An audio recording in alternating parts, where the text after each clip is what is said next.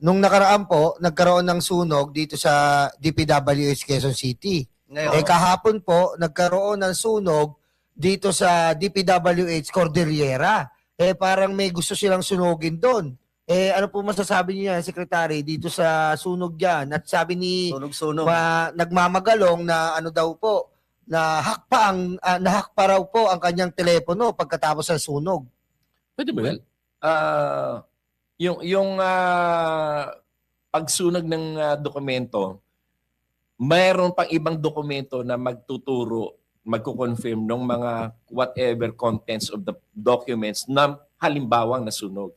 Kasi lahat naman yan nag-uumpisa sa meron bang budget na inilaan dyan? Machi-check doon sa GAA.